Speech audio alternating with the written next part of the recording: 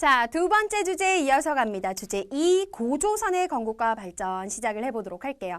자, 이 고조선이라는 나라는 언제, 어떻게, 무슨 문화를 바탕으로 해서 생긴 국가이냐? 역사에 따르면 이 고조선이라고 하는 나라는 기원전 2333년에 건국이 되었고, 이 고조선이 건국될 당시 고조선이 만들어졌던 지역, 그러니까 한반도 북부하고 만주지방 일대는요, 청동기가 이미 들어와서 청동기 문화가 발달해 있던 그런 상황이었대요. 그래서 청동기를 바탕으로 해서 고조선이라는 나라가 만들어졌는데, 이 나라가 바로 우리나라 최초의 국가이다라고 전해지고 있습니다. 이 고조선을 만든 단군의 건국 이야기에 대해서는 여러분들 동화처럼 들어서 알고 계실 거예요. 그 이야기 잠깐 하면서 중요한 이야기 이어서 가도록 할게요. 옛날에 저기 하늘을 다스리는 하늘신 환인이 있었는데, 이 환인에게는 환웅이라고 하는 아들이 있었대. 근데 이 환웅이라는 아들이 하늘에서 살기 싫고 땅에 내려가서 땅을 다스리면서 살고 싶었나 봐. 그래서 하늘에서 땅을 이렇게 내려다 보니까 한반도 쪽에 태백산이라는 산이 있는데, 이 태백산 주변 지역이 인간을 굉장히 이롭게 할 만한 땅이다라는 생각이 들었던 거지. 그래서 아버지의 허락을 받고 드디어 땅으로 내려오게 되는데, 이 환웅이 내려올 때요, 비를 다스리는 신하와 바람을 다스리는 신하, 그리고 구름을 다스리는 신하를 거느리고 내려왔대요. 여기서 할 수 있는 첫 번째 고조선에 관련된 사실은 바로 무엇이냐? 비, 바람, 구름. 이게 과연 무엇과 관련이 있을까 생각을 해봤더니, 구름도 그렇고 바람도 그렇고 비도 그렇고 전부 다 날씨와 관련되어 있는 거잖아. 사람이 살아가는데 날씨는 누구에게나 중요한 거지만, 특히 농사를 지을 때 날씨는 정말 중요하죠. 그래서 비, 바람, 구름, 왜 하필이면 요 세 가지를 다스리는 신하들을 데리고 내려왔느냐? 아, 날씨가 중요한 사회였구나. 당시는 날씨가 너무나 중요한 농경 사회였다라는 사실을 알 수가 있대요. 그 다음에 두 번째, 좀 전에 말을 했지만 태백산 주변 지역이 인간을 널리 이롭게 할 만하더래. 인간을 널리 이롭게 하다, 이거 우리 무슨 뜻이라 그래요? 홍익인간 뜻으로 나라 세우니 홍익인간이라고 하잖아.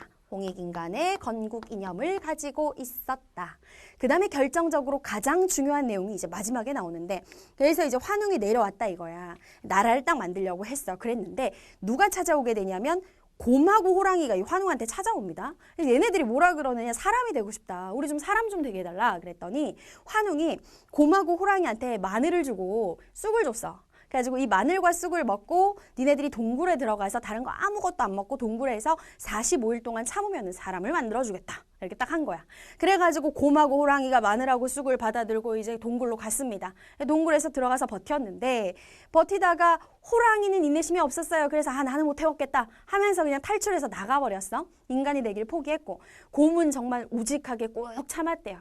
그래서 곰이 정말 마늘하고 쑥만 먹고 참고 있는 걸 환웅이 딱 보니까 기특한 거야. 그래서 45일을 다 채우지도 않았는데 37일, 21일째 되는 날 얘를 이제 사람으로 딱 만들어준 거야. 그녀가 바로, 그녀죠 어쨌든. 그녀가 바로 웅녀가 된 것이고, 이 웅녀가 이제 감사합니다 하면서 환웅을 다시 찾아와가지고 제가 자식을 낳고 싶습니다 해서, 환웅이 그러면 어쨌든 신의 아들이니까 땅에 내려와 있으니까 신은 신이잖아요. 근데 인간의 모습으로 변해가지고 웅녀와의 사이에서 아이가 태어나니 그가 바로 이름이 뭐래요? 단군왕검이래요. 근데 이 단군왕검이라는 명칭에서 우리가 알 수 있는 사실이 하나가 있어. 그게 바로 무엇이냐? 네 글자의 명칭 단군왕검인데, 이 단군이라는 단어의 경우 단군이 무슨 뜻이냐면은 제사를 지내는 제사단의 군장, 즉 제사를 지내는 주도적인 역할을 하는 제사장이라는 의미를 가지고 있어. 다음, 단군왕검의 뒤에 두 글자 왕검이라는 말은 뭐냐면요, 이거는 제사와 관련 없이 정치적인 지배자, 즉 나라를 다스리는 역할을 하는 존재라는 의미를 가지고 있어. 자, 그러면 앞에서도 배웠으니까 응용이 가능하지. 한 명의 사람이 단군 왕검이라고 불렸다. 이 말은 이 한 명의 사람이 제사도 담당하면서 동시에 정치도 담당했구나. 아하, 고조선이라는 사회 역시 우리가 앞에서 배웠던 그 중요한 단어 재정, 일치, 사회였음을 알 수 있다. 재정일치 밑줄 치고 별표 치시기 바랍니다.